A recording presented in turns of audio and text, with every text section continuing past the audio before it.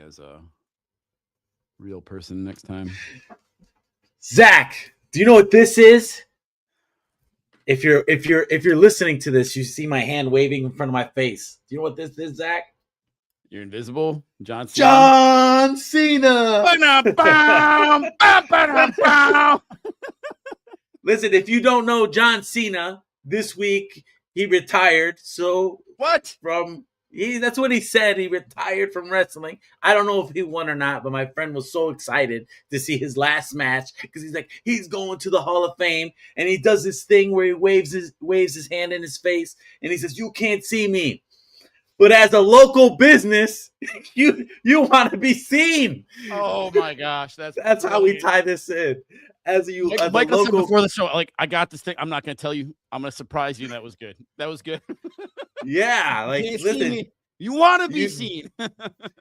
You do not want to be John Cena when it comes to local business. So today we're talking about the local edge.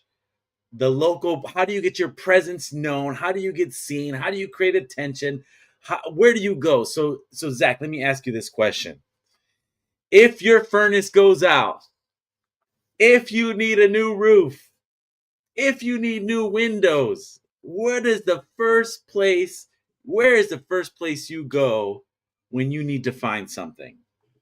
You know, that's a phenomenal question. And when you ask great questions like that, they demand great answers. Demand great answers. So that's a fantastic question. The first place you're going to go is, to your head. Who did I use in the past that really took care of me? Did I have a good furnace guy? Did I have a good roofer that really took care of me? And if you did, that's probably where you're going to go. Now, if that person didn't stay in touch with you and you've forgotten who that is, I might call up Michael if he's my neighbor. Hey, my furnace just went out. Who's a good heating and cooling guy?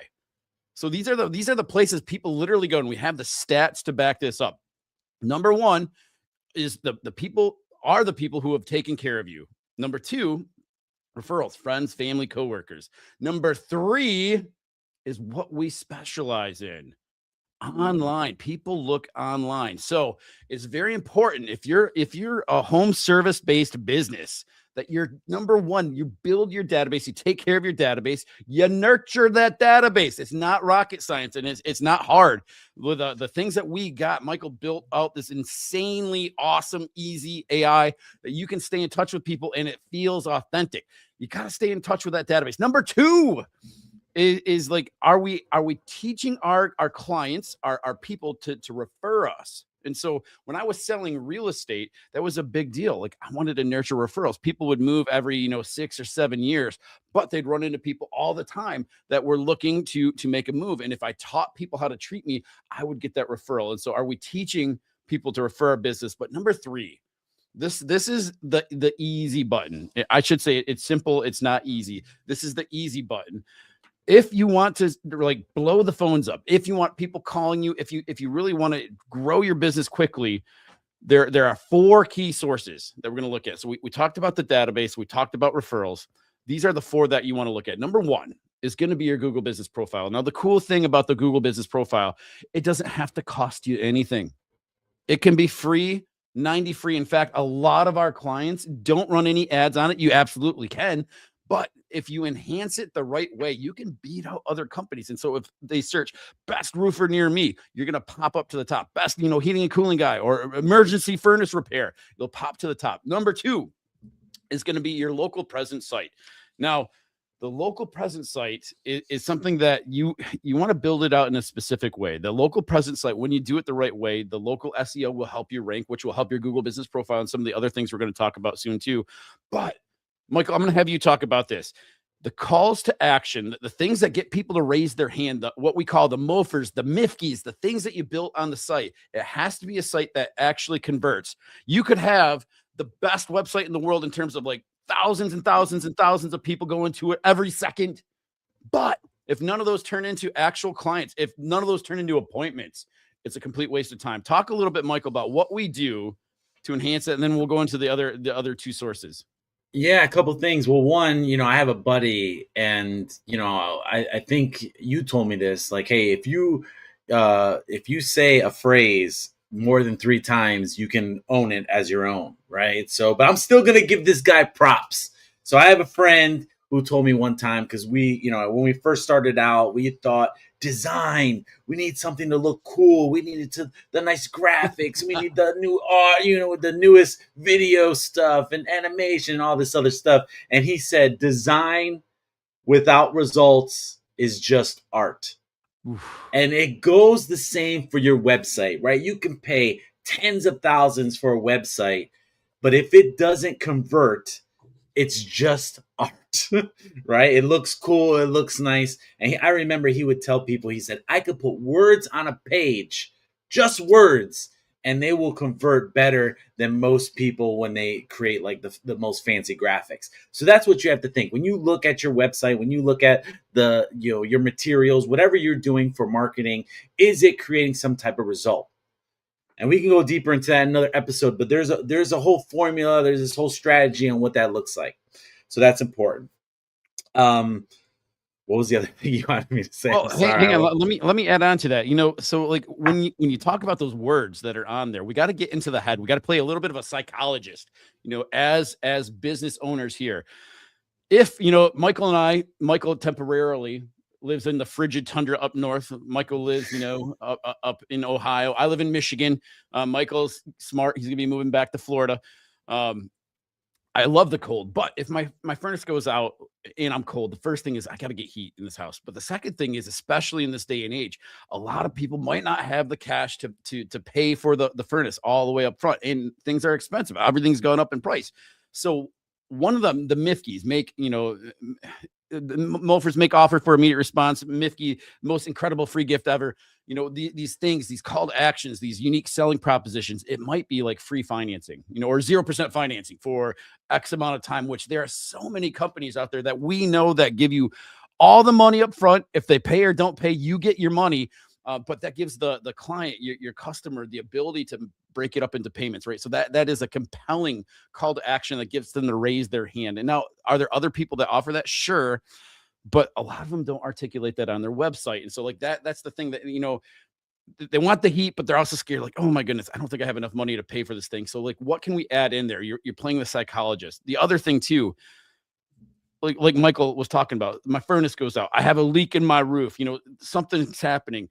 I Google best roofer near me, best heating and cooling guy near me. I pick up the phone, I call the person, and this is something that sometimes we point. I'm gonna get on a soapbox a little bit. We point at our clients like, you gotta answer the phone, like pick up the phone, because they're gonna call that first person. They're gonna quickly check your reviews. Like you purchase stuff on Amazon, or when you look on Google, do they have good reviews? Yes, they do. Then you pick up the phone, you call them. What do you say?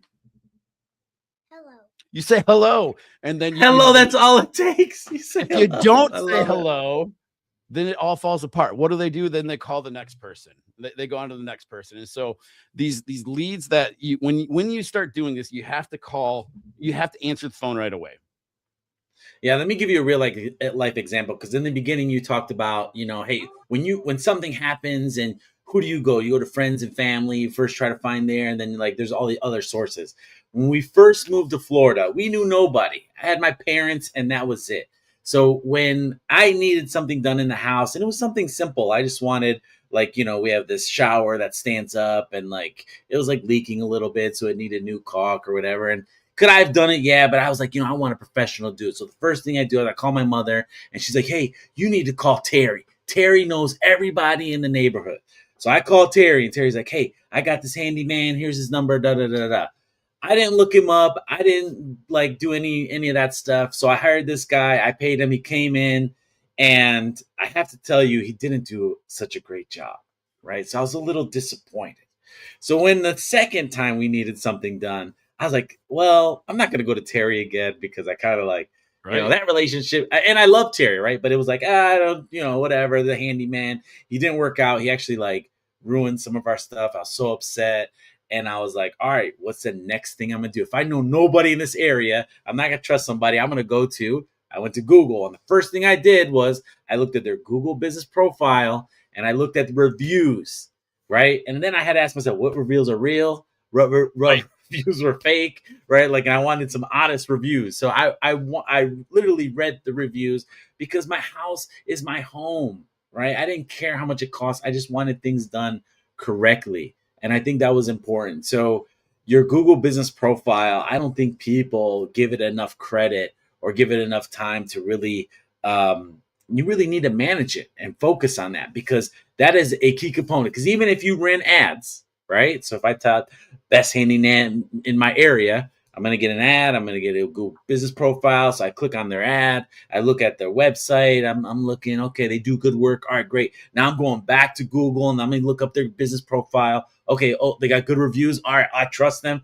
Let's hit call, right? So that's the customer journey of all this. Even in an emergency, you want to make sure, like when they're doing that initial search, that one, you're popping up, you got good reviews, you got good work, and that's going to give you the best intent for people to come do work with you. So I totally agree, and I want to address something that you talked about, something that when I was running a team, that it's really important when you do get a referral from someone. So Terry referred you to the handyman.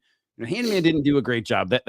That stinks, and sometimes that'll happen, right? Like if you're waiting for perfection, you're going to wait a long time. However, when you do a job, that referral source, you got to treat that referral source better than the referral that they gave you. And what do I mean by that? Well, if Michael sends me a client, I'm going to let them know, hey, I just met with a person. They love it. We're moving forward. We're doing this stuff. Hey, we just engaged. We're doing whatever it is. Hey, we just finished the project. They're thrilled to death. That reassures Michael that he can send me more business. And this is the key to turning these people into a referral source. If you do this the right way, you will be unstoppable. Your competitors will be scratching their head like, how in the heck is he getting this much business? Because they can't track referrals.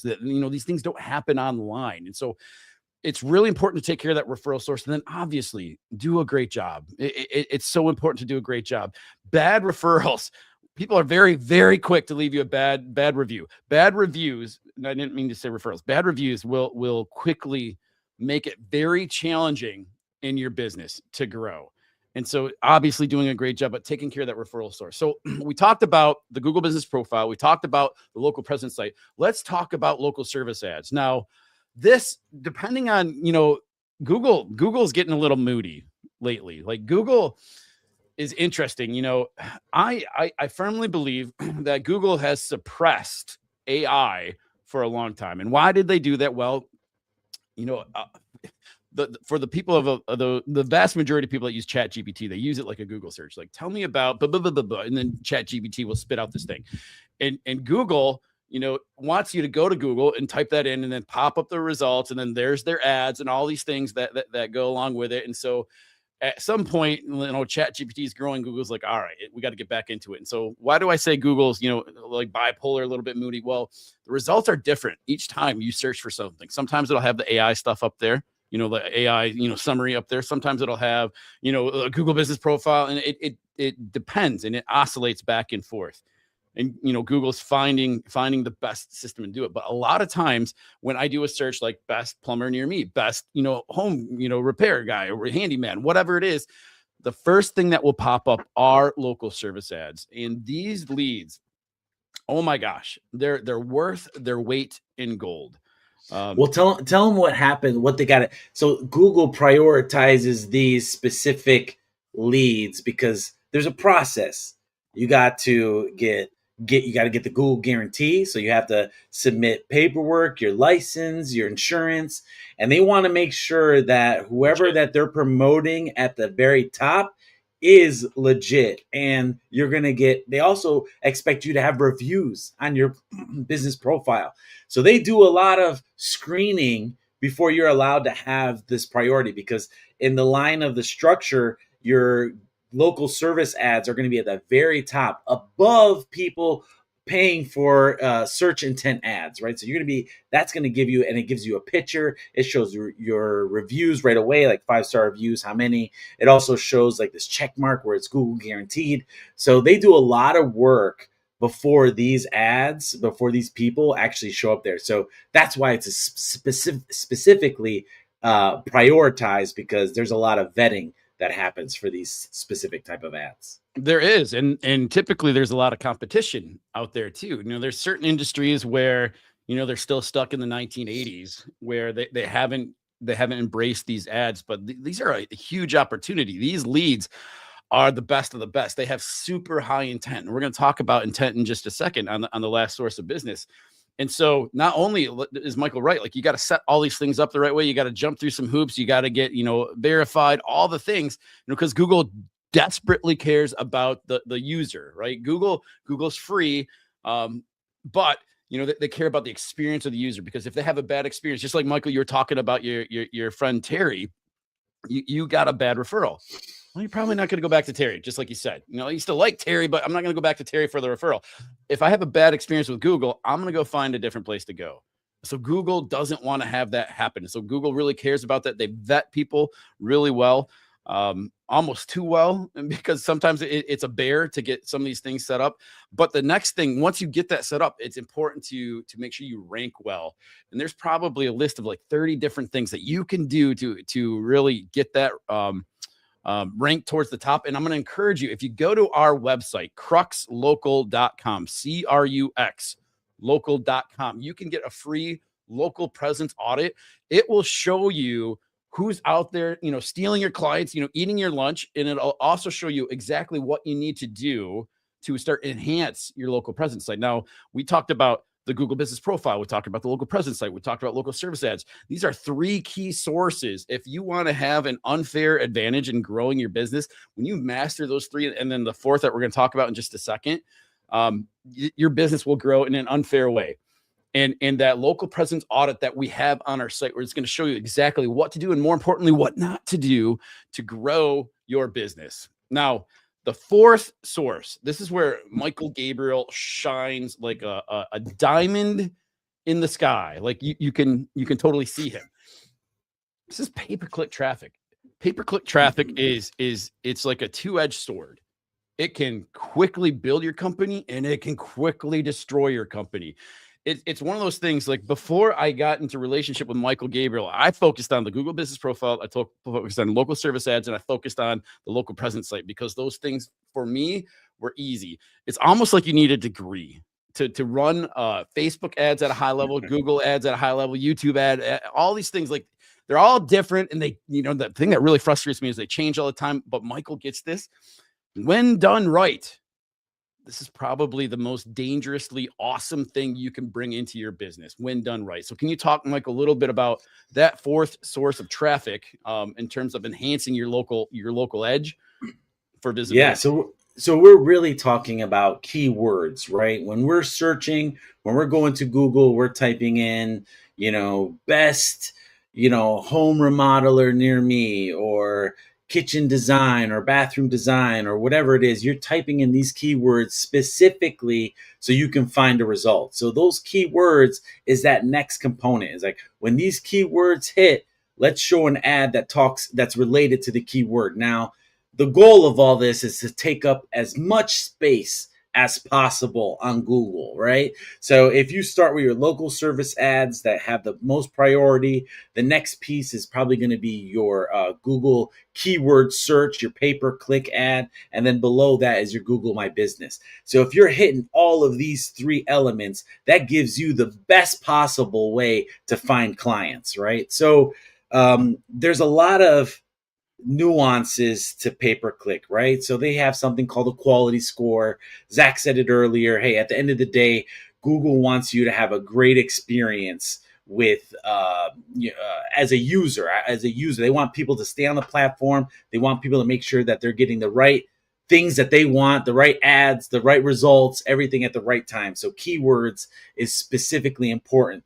So the quality score measures things in a certain way. So it's like, how is your keywords inside the headline? Are your keywords inside the description? How, when they're even checking your website, when they click to your website, how long are they staying on? Are they bouncing right away with, less than 10 seconds? Are they staying on for 30 seconds or a minute? If they're staying on longer, that's telling Google, that's sending signals to Google saying, hey, what they were searching for is relevant. Let's give them more priority. Let's give them cheaper ads. Let's do all these things. So there's all these elements that you have to do to really make sure your quality score is high, that you're being relevant, your ads are at the top. And that's one piece of it. The next big piece is negative keywords. Oh, If that's you're a good not one. I was hoping you're going to go there, because I was thinking about, when we'll work with real estate agents too, right? And like one of the common keywords they think they want to go after is realtor, right? The term realtor, but that's actually a bad keyword to go after. There was 9 billion with a B real estate web searches last year. There was nowhere near 9 billion home sales last year.